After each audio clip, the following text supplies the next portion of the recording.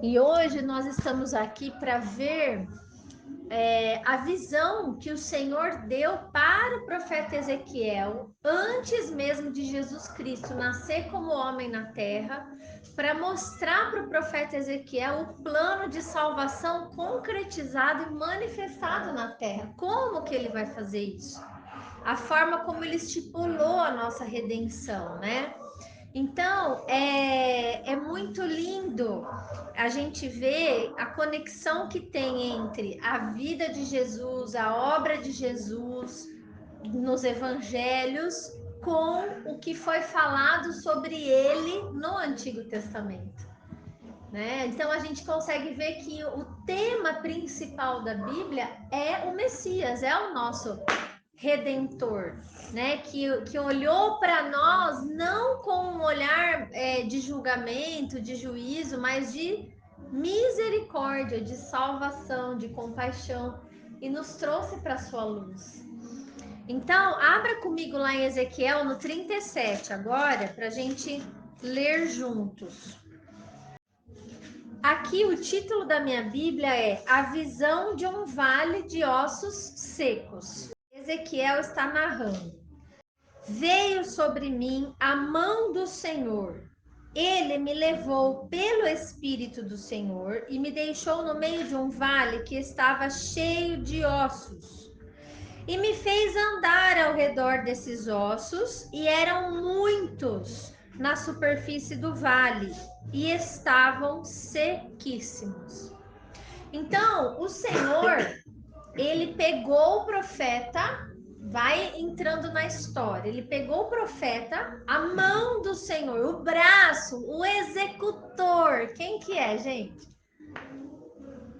Quem que executou tudo? Jesus. Né? Ele é o braço do Senhor, ele é a mão, ele é o que executa. Então, não, por que fala a mão do Senhor? Jesus. Como que ele fez isso? Pelo Espírito Santo. Por meio do Espírito. Ele leva o profeta a um lugar de morte, de osso seco, de cadáver, de ossos sequíssimos. E fez ele andar em volta. Então, eu imagino, se você vai num lugar, Cássia, e você fica andando em volta daquele lugar, é como se você estivesse fazendo um reconhecimento daquele lugar, né? É como se você estivesse analisando tudo aquilo, tentando reconhecer o que é aquilo ali, né? E aí, então, me perguntou, filho do homem, acaso poderão reviver esses ossos? Então, ele apresenta um cenário de morte para o profeta, algo impossível, e faz uma pergunta: é possível que esses ossos vivam novamente? Muitos de nós já ia falar não, de cara, né? Mas o profeta respondeu: Senhor Deus, tu o sabes. Só o Senhor sabe. Então, aqui eu já aprendo uma lição. Nós precisamos aprender a descansar no Senhor. Nós não temos que querer responder por Ele. Eu quando comecei a ler a primeira vez esse texto, eu já respondia a pergunta. Não, mas aí eu vi. O profeta colocou na mão do Senhor. É Deus que sabe todas as coisas. Pode ser coisa impossível para nós.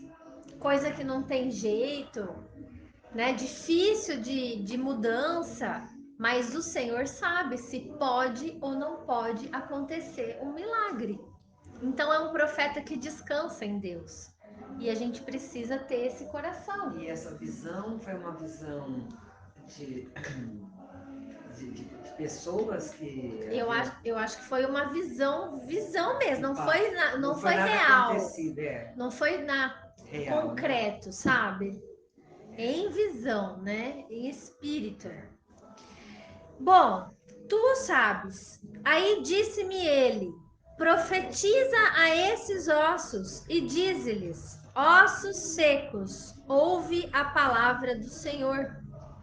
Assim diz o Senhor Deus a estes ossos: eis que farei entrar o espírito em vós e vivereis.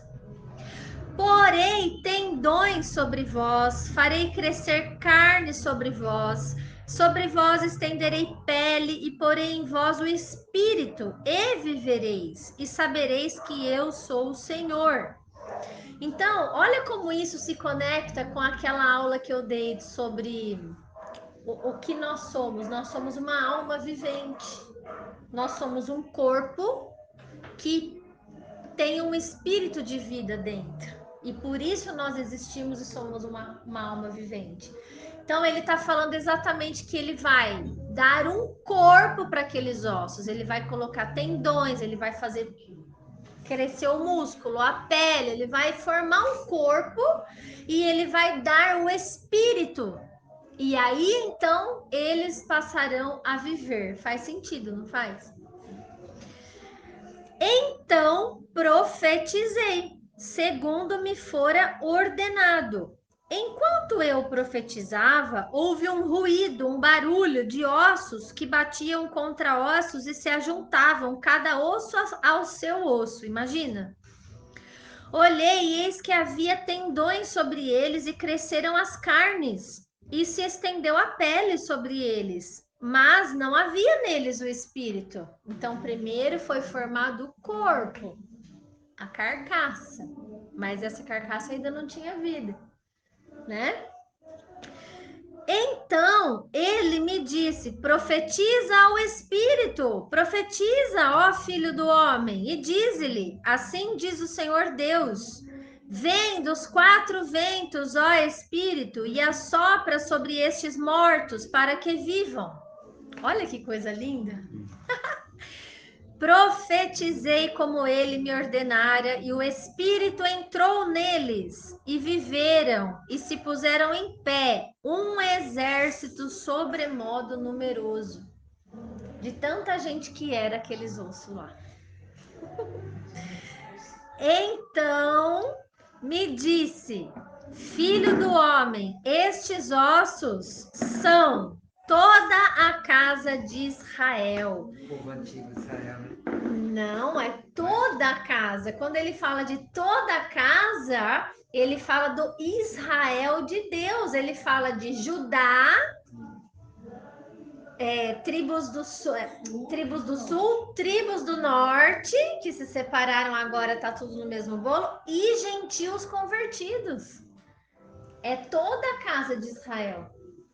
É o Israel de Deus. Aqui fala nação. Nação de Israel. E 1 Pedro 5 fala que vós sois nação santa, povo eleito, povo exclusivo, de propriedade exclusiva de Deus. Nós somos nação. Por que fala exército? Exército, porque tem guerra. Não, porque eles moraram numa guerra, então. Não, porque nós somos um exército. O Senhor, ele é o Senhor dos exércitos, poderoso na batalha, né? Então, a gente não nasceu para... Gente, lá nas cartas das igrejas de Jesus, as igrejas que estavam lá em Apocalipse, o que ele falava no final? Ao vencedor dar-lhe-ei tal, tal, tal, não é? Ao que vencer, dar-lhe-ei. Por quê? Porque é uma guerra, nós estamos numa luta e nós precisamos vencer. Nós somos um exército, nós estamos em guerra, né? A gente luta contra os adversários, a gente luta contra nós mesmos, contra os nossos pecados, e nós vamos vencendo. É uma guerra espiritual e carnal também, quando é contra nós, né? Tá?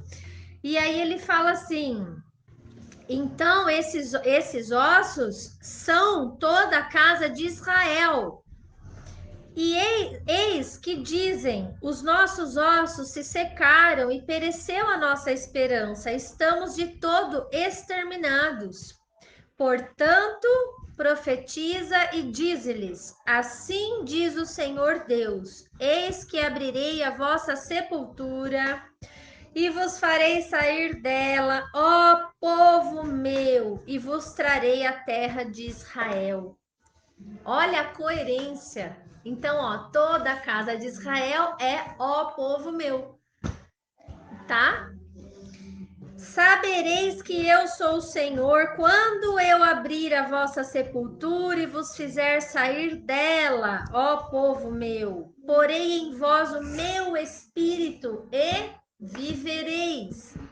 E vos estabelecerei na vossa própria terra. Então sabereis que eu, o Senhor, disse isto e o fiz, diz o Senhor. Entende?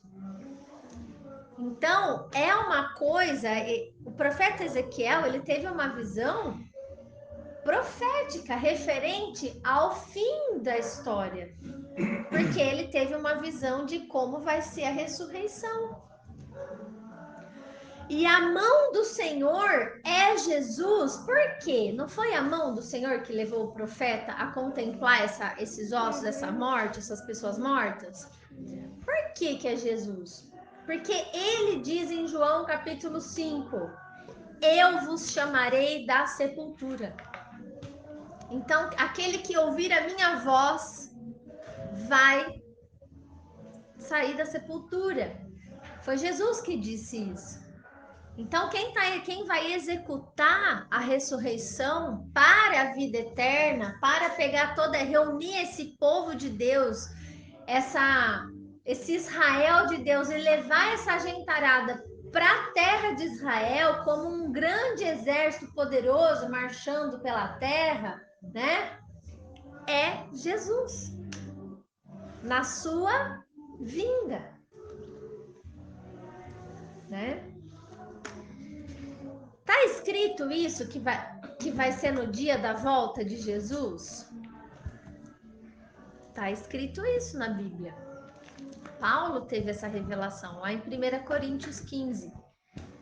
Ele fala sobre a ressurreição como base da fé, né?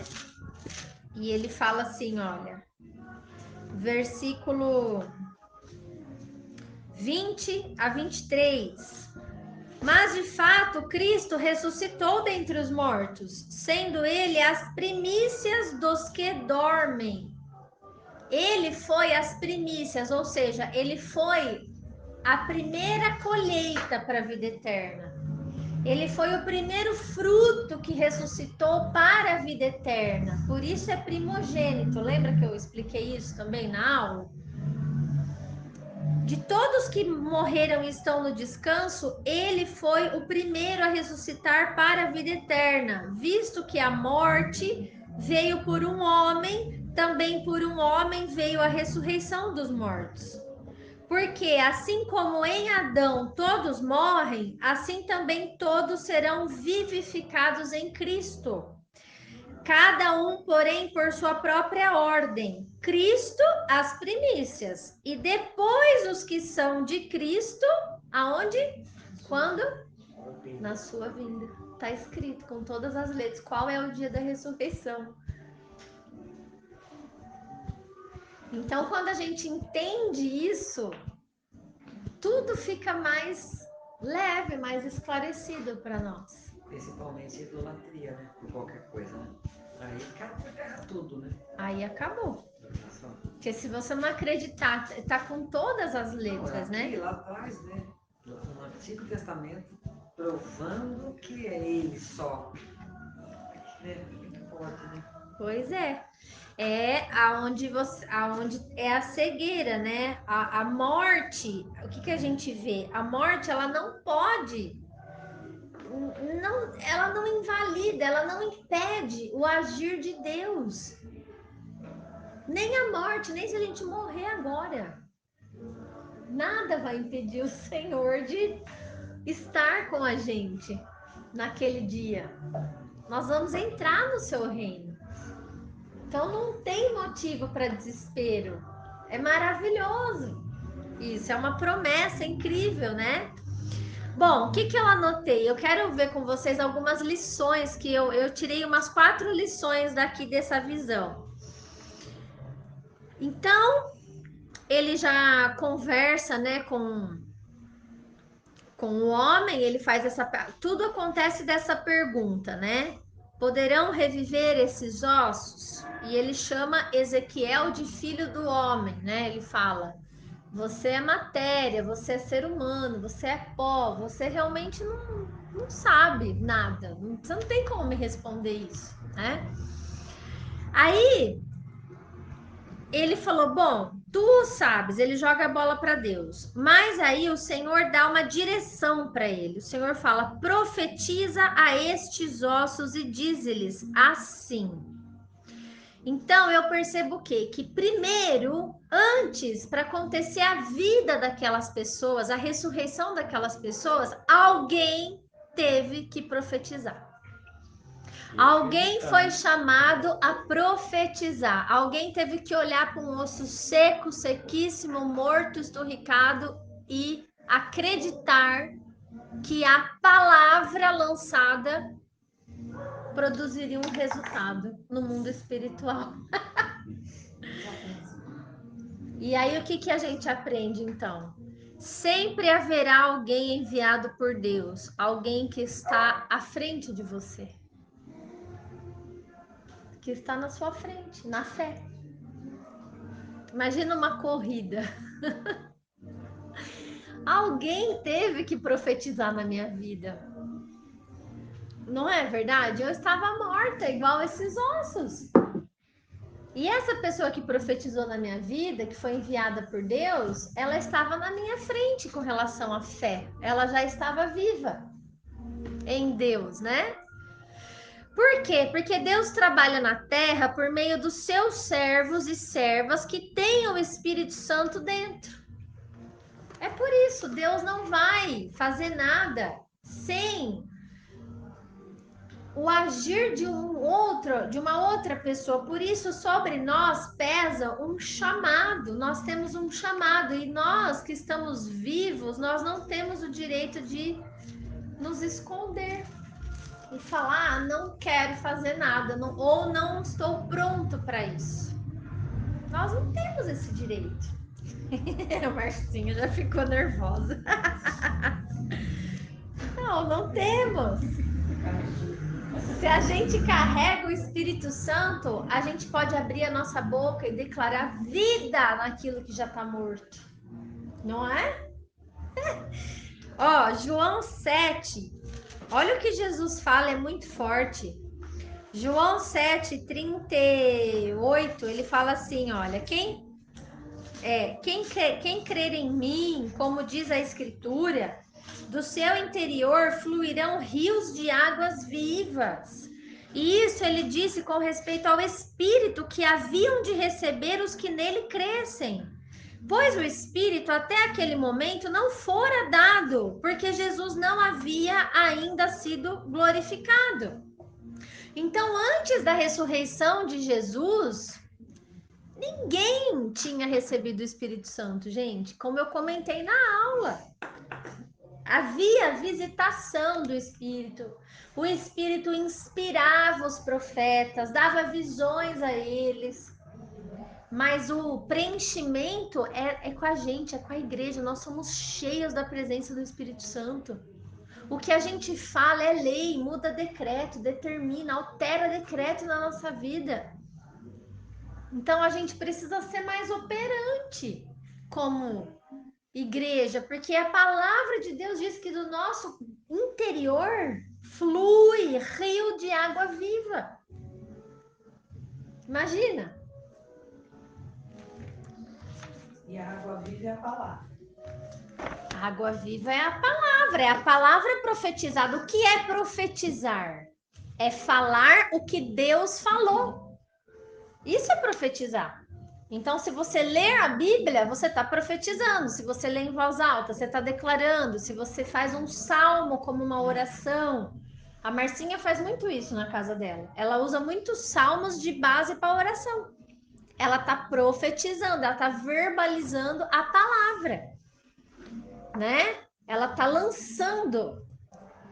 Então, é um poder que a gente tem, que a gente precisa começar a usar esse poder, né?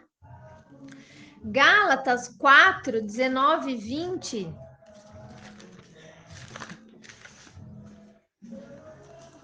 Deixa eu ver aqui.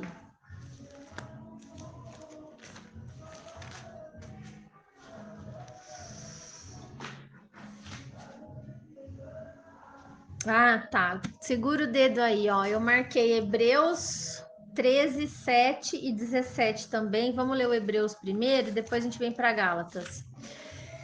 Gente, Deus, ele poderia fazer reviver aqueles ossos secos com um sopro, mas ele não fez assim. Por quê? Porque ele estipulou que fosse através de pessoas. Ele estipulou que pessoas, 13, pessoas iriam abençoar pessoas. Ele estipulou que cada filho dele na terra, que tem a presença do Espírito Santo, tem um propósito de vida espiritual. Olha só, e que no contexto de corpo de Cristo, cada um tem o seu lugar, cada um tem a sua importância. E por isso nenhum poderia desprezar o outro, porque seria como que um precisando do outro. O nariz precisa da orelha, que precisa do olho. Aí você já imaginou o olho falando: ah, hoje eu não quero ver. O nariz falando: ah, hoje eu não quero cheirar, não tô afim de cheirar. Vai ficar tudo sem sentir cheiro. O pé: hoje eu também não quero andar, vou ficar parado o dia inteiro. Você não vai trabalhar? Porque eu não quero. Não quero ir, não gosto, vou ficar escondido na minha casa. É isso, essa é a figura do corpo de Cristo, entendeu? E aí, no Hebreus 13, o autor de Hebreus, ele está falando sobre os deveres espirituais da gente, né, da igreja. Ele fala no versículo 7 assim, olha, lembrai-vos dos vossos guias, os quais vos pregaram a palavra de Deus. E considerando atentamente o fim da sua vida, imitai a fé que tiveram. Então, são duas coisas. Lembrai-vos dos vossos guias, por quê? Porque para você estar em Cristo, alguém esteve em Cristo primeiro que você e guiou você, e foi enviado a você para te guiar por esse caminho de vida. Então, lembrar vai trazer um sentido de gratidão. Nós sempre vamos ter gratidão no nosso coração. E a segunda parte da frase é: imitem a fé deles se eles tiverem fé até o final da vida deles. Porque a gente pode cair. Então, a nossa fé também não pode estar baseada na fé daquela pessoa que um dia foi usada para nos abençoar. Você entendeu? A nossa fé é única, é particular. É um chamado seu. Você vai prestar contas com Jesus. Se você não quiser fazer nada dentro do que te é proposto, tá? Não com as pessoas. Então, a gratidão, ela sempre tem que existir, porque alguém esteve na sua frente e falou sim, e profetizou sobre você e te levou a um caminho de vida. Mas você só vai imitar a fé dessa pessoa e a conduta e a vida e tê-la como um exemplo se você observar que ela está em pé. Por quê? Aí ele fala, porque Jesus Cristo é o mesmo ontem, hoje e sempre. Então Jesus Cristo não muda, mas as pessoas mudam. O cair é do homem, o levantar é do Senhor. Então, o nosso referencial sempre vai ser Jesus. Mas sempre vai ter alguém para nos amparar, gerando vida em nós. E nós podemos ser esse alguém na vida do outro. Por isso que nunca seremos salvos pelas nossas obras. Não. É muito, se trata de muito mais que isso. Muito mais. Você imagina. E o versículo 17, alguém pode ler para mim desse capítulo? 17 da onde? Hebreus 13. Do versículo 17. É.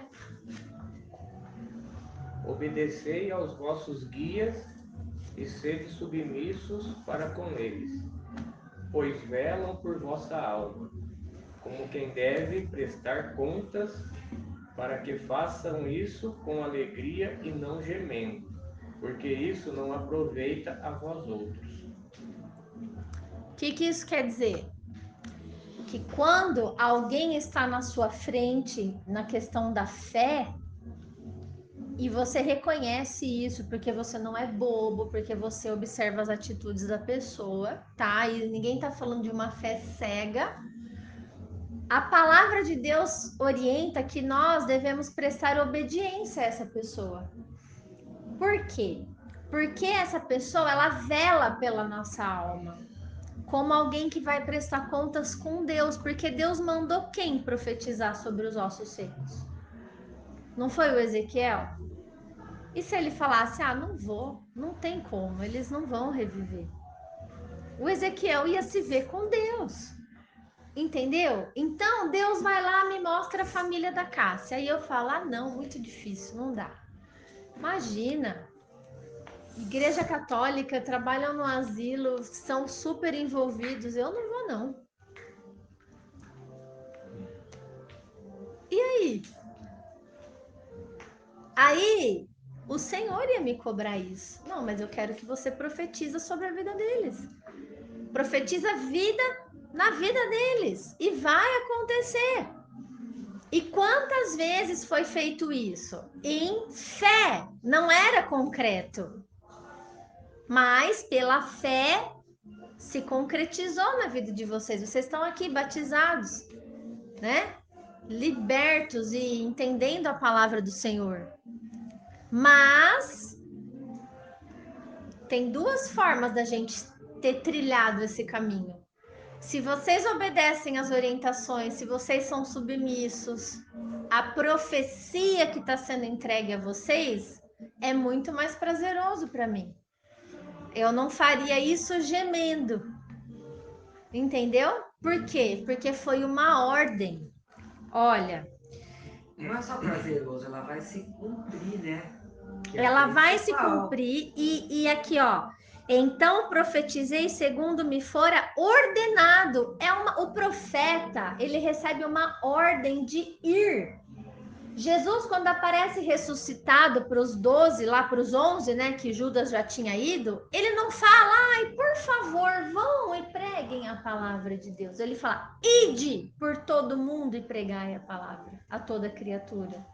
Mas quem crer e for batizado será salvo. Quem não crer está condenado. Isso foi uma ordem. Então, a gente recebe uma ordem de se movimentar a favor das outras pessoas que ainda estão na escuridão, vamos pensar. Entende? Agora, você pega uma pessoa assim, e dependendo da conduta dela, é o que o autor de Hebreus escreveu.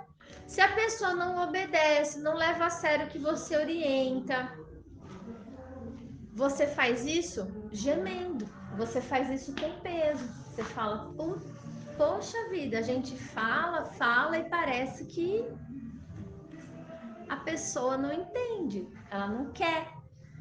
Esse caminho se torna mais difícil para as duas partes. E ele poderia ser um caminho mais fácil. O povo que é rebelde e que tem dura cerviz, que tem obstinação, é um povo que ficou 40 anos no deserto. Podia ter atravessado em 15 dias. Em 15 dias eles estariam na terra prometida, mas por causa da rebeldia e da obstinação, eles ficaram 40 anos no deserto, andando em círculo. E é exatamente assim que acontece com quem é teimoso. Com quem recebe uma orientação, faz isso, vai por aqui. Não, eu vou por aqui. Então vai por aqui. Fica rodando em círculo. Até você... É assim na fé. E para quem acha que rebeldia e obstinação não tem problema, que é coisa leve, eu vou mostrar para vocês lá em 1 Samuel, no capítulo 15, o que a palavra diz sobre isso. 1 Samuel, capítulo 15. Ó, que falou Gálatas da escravidão lá, ninguém chegou, né? Teve que morrer todo mundo e chegar uma outra geração de tão teimoso. Só 2 entraram na terra prometida daquela geração rebelde e obstinada.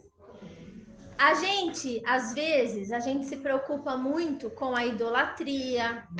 São coisas visíveis, não é? A gente se preocupa com a imagem do outro, com a roupa do outro, com a sexualidade, né?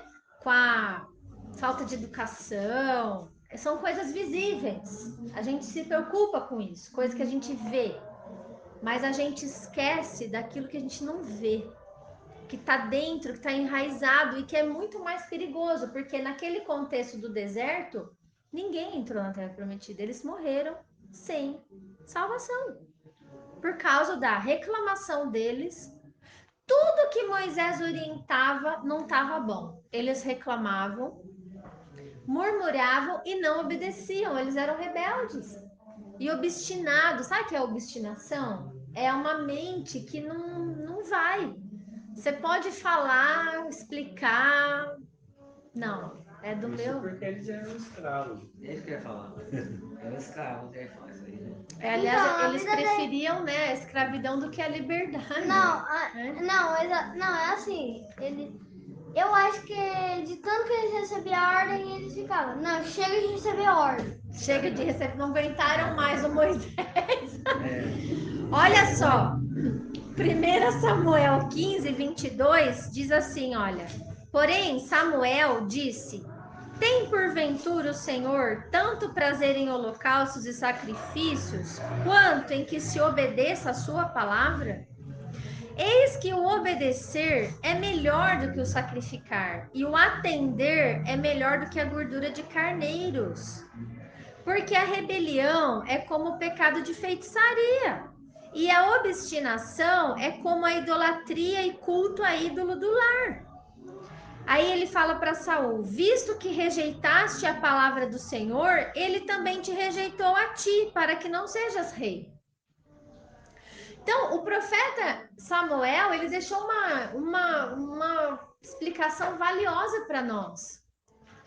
Não adianta você cumprir a religião, não adianta você não faltar aqui de terça-feira, você não faltar conectados com o João de sábado, e vai no culto no domingo, e faz isso, e faz aquilo, e jejua, e dá o dízimo, e faz não sei o que lá, e oferta, mas não atende ao pedido, não obedece, quer fazer tudo do jeito que quer, do seu jeito.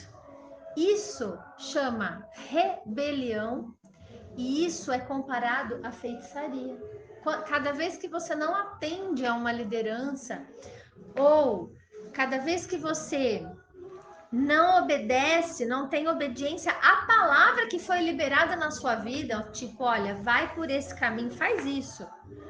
É como se você fizesse um caldeirão e fizesse um feitiço. É a mesma coisa para Deus. É a mesma coisa, é a mesma coisa. Você derrubou todos os seus altares, mas você é obstinado de mente. É a mesma coisa para Deus. Quer dizer, não adiantou nada você jogar os ídolos fora. Olha que forte que é isso. Então, essa parte do profeta ser chamado a profetizar precisa despertar um pouco o nosso coração, né? A gente que faz a obra, a gente quer ter resultados, a gente quer ver as pessoas avançarem no caminho, a gente quer ver o crescimento espiritual, mas sem obediência e sem atendimento, não vai ficar sempre na mesma, vai ficar sempre estagnado, entendeu? Aí ele fala aqui no profeta, o profeta Samuel disse isso para o rei Saul, né? E então disse Saul a Samuel: eu pequei, pois eu transgredi o mandamento do Senhor e as suas palavras, porque eu temi o povo e dei ouvidos à sua voz. Quer dizer, ele reconheceu o pecado dele, mas não basta reconhecer que pecou. Ah, eu sei que eu tô errado. Ah, eu sei. Você sabe. Mas e aí, o que você vai fazer com relação a isso? Agora, pois, eu te rogo, Samuel, perdoa-me o meu pecado e volta comigo para que adore o Senhor. Porém, Samuel disse a Saul: eu não tornarei contigo, visto que rejeitaste a palavra do Senhor, já ele te rejeitou a ti, para que não sejas rei sobre Israel. E virando-se Samuel para ir embora, Saul o segurou pela orla do manto e este se rasgou. Olha o que ele fez com o profeta, ele não aceitou o não do profeta. Pessoa obstinada, rebelde, ela não está interessada, ela não quer obedecer, ela não quer atender, ela quer que seja feito o que ela quer. Então, nem que para isso ela tenha que pedir perdão, ela tenha que reconhecer que ela pecou, tudo por palavra, mas e a atitude? Aí Samuel cobrou a atitude dele. Não vou com você porque você rejeitou a palavra, você não obedeceu. Você entrou no arraial, né? E não sacrificou, não matou o rei. Você não matou os bois, você fez metade do que a palavra de Deus mandou você fazer. Você fez o que você achava que você deveria fazer. Então eu não vou com você, eu não vou caminhar com você, eu não tenho compromisso mais com você. E aí, diante do não, o revoltadinho, rebeldezinho, obstinado, faz o quê? Rasga a roupa do profeta, não aceita. Tenta segurar o profeta pela força do seu braço. Isso não existe no mundo espiritual. Isso não existe. E aí, o que aconteceu? O profeta vira para ele e fala: o Senhor rasgou hoje de ti o reino de Israel e o deu ao teu próximo, que é melhor do que você. Ou seja, você perdeu a chance de novo. Porque o Senhor conhece o seu coração, ele não está interessado no seu falar, né? Então, o que a gente entende? A gente entende que uma pessoa rebelde, uma pessoa obstinada, ela tem palavras de arrependimento. Ela quer convencer você que ela não está sendo isso, que não é isso. Mas o que manda no mundo espiritual são as nossas atitudes. Obediência não é blá, blá, blá. Obediência é prática, é ação, tá? Bom, Samuel disse de novo, né? Quando ele fala, você vai aparecer um melhor do que você, né? E aí Saul fala, mas eu pequei, honra-me, porém agora diante dos anciãos do meu povo e diante de Israel, volta comigo para que adore o Senhor teu Deus. Então Samuel seguiu a Saul e este adorou o Senhor. Então o Saul tentou convencer esse profeta: não, vem comigo, não sei o que, eu preciso ser honrado, eu preciso que você, profeta, esteja comigo na frente dos outros. E o Samuel, então, como homem, é vencido pelo cansaço e vai junto com esse mala, né? Só que no capítulo 16, o Senhor vem e o que ele fala para o profeta? Disse o Senhor a Samuel: até quando terás pena de Saul, havendo eu rejeitado para que não reine sobre Israel? Enche um chifre de azeite e vem, enviar-te-ei a Jessé, o belemita, porque dentre os seus filhos me provi de um rei. Então ele deu uma dura no profeta. Para de perder tempo com esse cara. Dizer que essa frase... Até quando você vai ter pena desse? Você enche um chifre de azeite, porque a unção era com óleo, né? E vai na casa do Jessé, porque lá eu me provi de um rei, o Davi, filho de Jessé, né? Aí Saul foi o primeiro. foi o primeiro rei de Israel. O primeiro e o pior. E quando chegou lá na casa do Jessé, ele não encontrava nenhum, né? Porque o Davi estava nos rebanhos, não estava nem sentado à mesa. E aí, nessa ocasião, a frase que eu quero deixar, versículo 7. Porém, o Senhor disse a Samuel: não atentes para a sua aparência, nem para a sua altura, porque eu o rejeitei. Porque o Senhor não vê como vê o homem. O homem vê o exterior, porém o Senhor vê o coração. Então, por isso que Deus rejeitou Saul, apesar dele pedir perdão para o profeta, dele tentar se redimir, dele convencer o profeta a ir com ele, que ele ia fazer diferente. Não colou, Porque Deus sabia que ele era rebelde, que ele não obedecia. Que Samuel falava, faz isso, ele fazia o que ele queria, ele fazia do jeito dele, fazia pela metade, entendeu? Às vezes não fazia por inteiro. Então, assim, eu trouxe essa história como um exemplo, tá? Para falar desse primeiro ponto, né? Sempre alguém irá ser chamado a profetizar. Então, fala assim comigo. Eu sou chamado a profetizar. Pode falar, repete aí. Fala para você. Quem é que vai profetizar? Fala, eu. Por quê? Fala assim, porque eu tenho vida em mim. Eu tenho vida em mim. Eu estou vivo. Eu tenho o Espírito Santo de Deus. Não é? Eu tenho que parar de gastar velador. Eu pensei nessa frase. A hora que você falou, eu pensei na hora nessa frase. Nessa história de fazer a vontade de Deus, de ser o profeta, eu pedi para marcar em Gálatas capítulo 4. Alguém ainda está marcado aí? Você, Má? Versículo 19 e 20. É Paulo falando aos Gálatas. Pode ler bem alto, por favor. Meus filhinhos, por quem de novo sinto as dores de parto, até que Cristo seja formado em vós.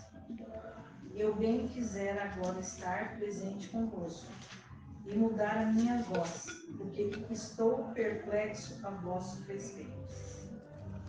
Paulo estava exercendo aí a autoridade de pai, né? Eu estou perplexo com vocês, com a atitude de vocês. E eu tô sofrendo dores de parto de novo pela vida de vocês, até que Cristo seja formado em vocês. Porque não estavam obedecendo Paulo, estavam se inclinando para as outras doutrinas, para os falsos evangelhos, né? Então, por isso que ele fala isso. Lá ainda em 1 Coríntios, capítulo 15, ele fala assim, ó, do versículo 1 ao 3, até a parte A. Olha o que Paulo fala.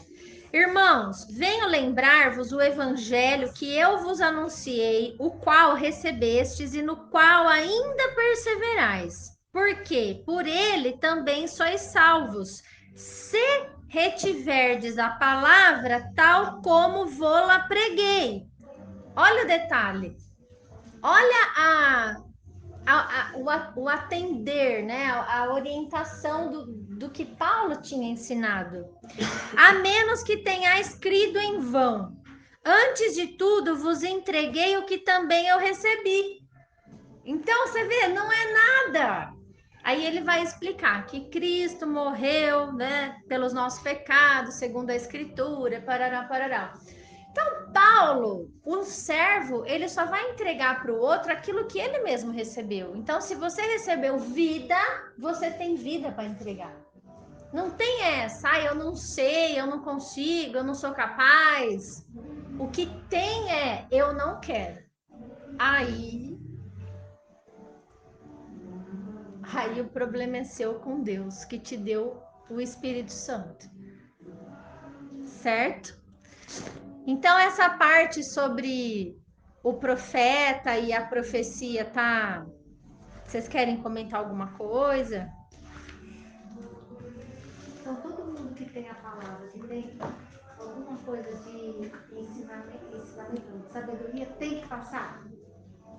Tem que passar. Tem que abrir a cabeça do outro. Tem que profetizar. Profetizar é declarar a vida, a palavra de Deus, né? Mas você fala que a pessoa tem que fazer o movimento de querer ouvir. Sim. Isso, querer. Por quê? Não é nada, né? Aí volta o que Jesus falou. A ordem foi: ide, pregai, ide por todo mundo. Então não tem lugar, não tem essa. Ah, é longe. Não, ide por todo mundo, aonde for do seu alcance. E pregai o evangelho a toda criatura. Quem crer e for batizado será salvo. Então eu não estou indo sem um objetivo.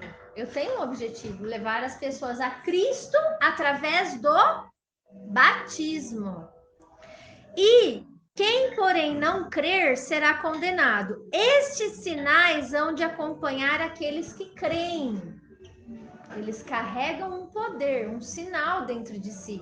O quê? Em meu nome expelirão demônios, falarão novas línguas, pegarão em serpentes, e se alguma coisa mortífera beberem, não lhes fará mal. Se impuserem as mãos sobre enfermos, eles ficarão curados. De fato, o Senhor Jesus, depois de lhes ter falado, foi recebido no céu e assentou-se à direita de Deus. E eles, tendo partido, pregaram em toda parte, cooperando com eles o Senhor e confirmando a palavra por meio de sinais que se seguiam. Então, sim, você tem que fazer isso. Você é cristão. Aquele que perseverar até o fim, esse será salvo. Esse será salvo. Esse. Então, olha, e a perseverança fala de muitas coisas. Quantas coisas a gente tem que passar por cima e vencer para continuar caminhando junto, sabe por quê? Vem o segundo ponto disso que Deus me mostrou. Ele fala assim, ó, profetiza estes ossos e diz-lhes assim: ossos secos, ouvi a palavra do Senhor. Para quem fala ou profetiza, diga a verdade, aponte a realidade e confronte assim o pecado. Pois quem não está em apuros não precisa de um Salvador. Chame pelo nome que é, chame pelo jeito que está. Vocês entenderam? Como que o profeta falou com a morte? Ele não falou ossos, ele falou ossos secos.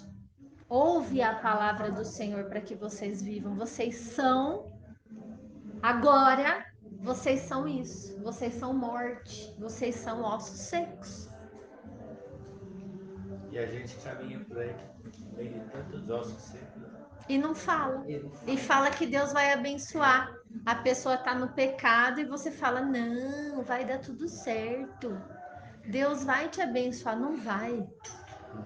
Não vai, a gente sabe que não vai. E às vezes a gente não tem o compromisso com a própria palavra que nos resgatou. Eu vejo duas coisas, renúncia e obediência. A renúncia a si mesmo e as coisas. Porque quando você chega na vida de alguém, vamos supor, eu estou usando o exemplo deles, a Cássia veio primeiro. Quanto confrontar a Cássia com relação ao pecado da idolatria, por exemplo, lembra? Mas se eu não falo, Cássia, como que você ia saber que você precisava de um perdão na sua vida? Você precisava ser perdoada. Eu tive que dar nome aos bois. E isso custou caminhada, tolerância, paciência, obediência. Você também teve que ser resiliente. Porque não é fácil escutar o seu erro, o que você está fazendo de errado. Ninguém gosta, mas alguém tem que falar. E quando alguém vem gerar vida no que está morto, precisa dar nome ao morto. E não só isso, porque aí tem os profetas, os religiosos, os legalistas, que só gostam de apontar o pecado, mas esquecem de apontar o caminho, que é o terceiro ponto. O que ele falou? Osso seco, ouve a palavra do Senhor.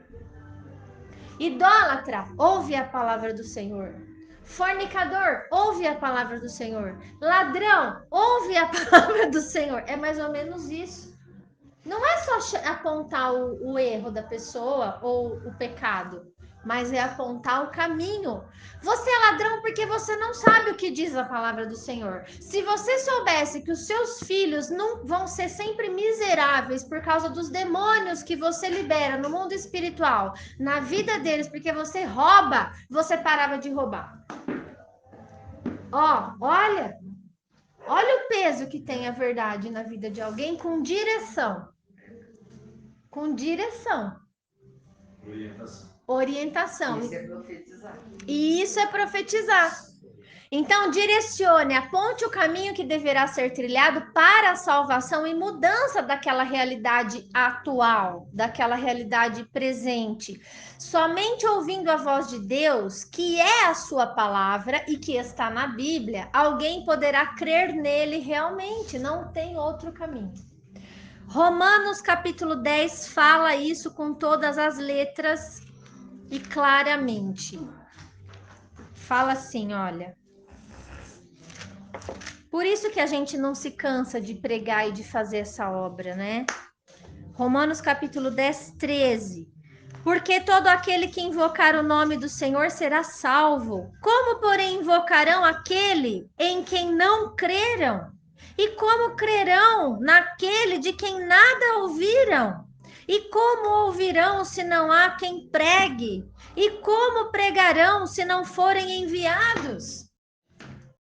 Olha como uma coisa está conectada com a outra. Ok. Romanos 10, 13 a 15. Vou falar uma coisa que Deus me mostra e é importante para a gente entender. Eu tenho que ir na igreja? Não, você tem que ter alguém sobre a tua vida. Você tem que ser liderado. Você tem que aprender a se submeter a uma liderança. Por quê? Porque alguém guia você no caminho. Alguém guia. Amanda, e quem te guia? Quem me guia? Você não vai na igreja, você não tem um pastor na sua vida. Eu já fui guiada lá atrás. Hoje eu sou a que foi enviada. Você não foi enviada ainda. Eu fiquei pronta, mas eu já tive um guia. Aliás, eu fui muito obediente a ele, muito mesmo. Eu me submeti demais à liderança de pastor, de igreja. Eu aprendi o que é estar inserido ali e receber orientação no tete a tete. Quantas de vocês eu não fico no telefone falando, ó, é assim, vai acontecer isso, presta atenção nisso, você vai ver que vai ser assim lá na frente, não é? E não acontece? Por quê? Porque você tem um guia na sua vida, você tem uma liderança.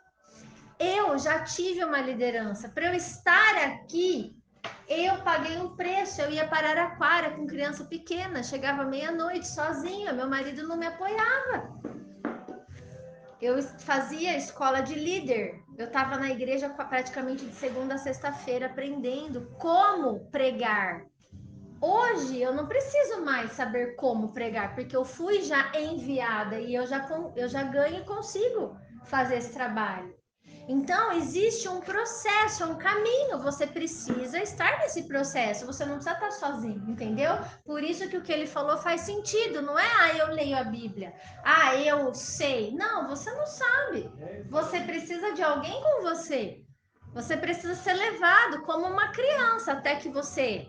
Eu vou ler de novo. Como crerão se não há quem pregue? E como pregarão se não forem enviados? Deus tem compromisso com quem tem compromisso com ele. Não adianta. Por que as pessoas olham para mim e falam, nossa, amiga, você sabe, me ajuda aqui ou faz aquilo para mim. Nossa, por que ela sabe tanto? Gente, presta atenção, o tanto de preço que eu já paguei, o tanto de compromisso que eu já tive com as pessoas, que eu não abandonei, querendo abandonar.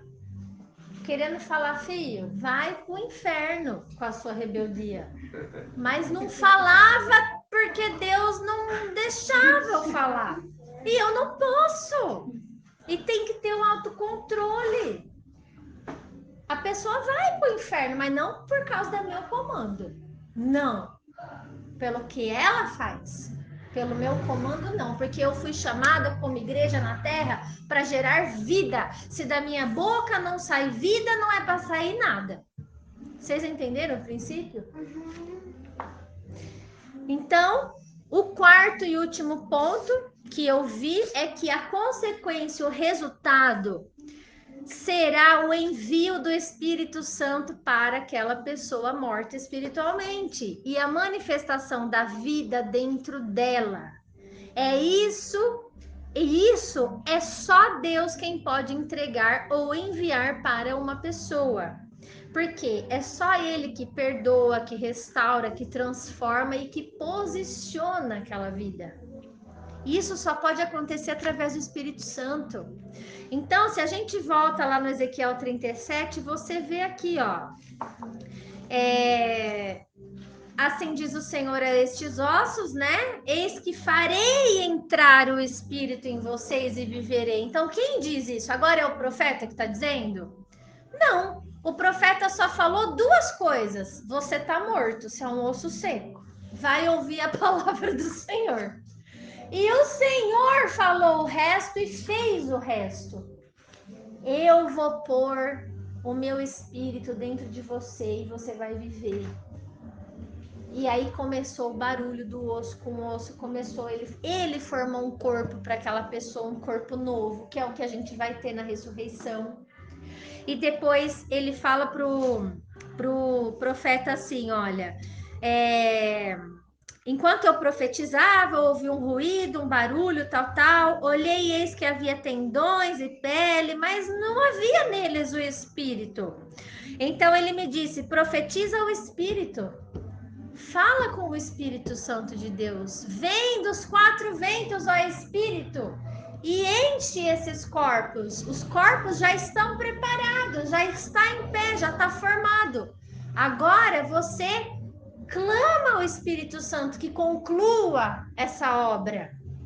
Espírito sopra sobre a vida dele, revela para ele, abre a mente, gera vida.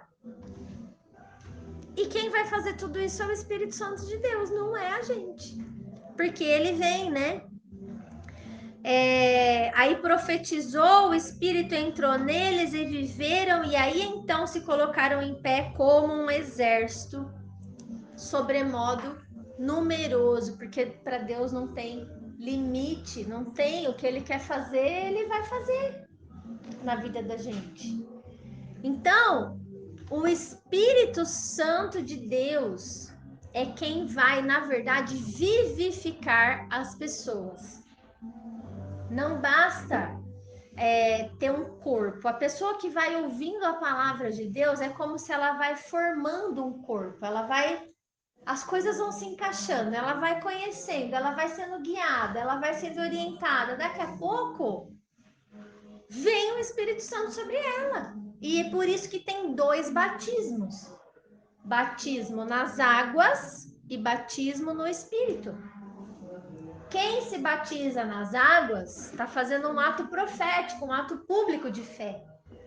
Mas o que gera vida em nós, o que é a prova, a chancela da nossa salvação, é a presença do Espírito Santo dentro. Então a gente tem que buscar ser batizado com o Espírito Santo, ser cheio do Espírito Santo. E aí nós vamos estar prontos a ser enviados. Aí não vai mais precisar mais do líder no sentido, né? Não vai precisar tanto. Você consegue caminhar com as próprias pernas, tá? Um exemplo que aconteceu que eu achei muito legal, a Tina é uma amiga que eu evangelizei, fiz um trabalho há um tempo atrás, é uma moça que se converteu, ela é cheia do Espírito Santo, ela é uma graça e ela prega para outras pessoas, ela tem esse ministério. E agora ela tá pregando para uma moça no tete a tete lá em Itápolis, toda terça-feira de manhã. E toda terça-feira ela me fala alguma coisa legal. Nossa, hoje eu confrontei isso, falei aquilo, mostrei na Bíblia, não sei o quê. Ai, será que eu fiz certo? E não sei o quê. E a gente vai trocando. Essa semana um espírito se manifestou na sala da moça e conversou com ela. Um espírito, um demônio, gente. A Tina pregou um negócio lá de Gênesis, o demônio falou, então como que Começou, fez uma pergunta para embananar a cabeça da moça, como se a pregação da Tina não tivesse base, sentido. O espírito mandou ela ler um livro de espírita.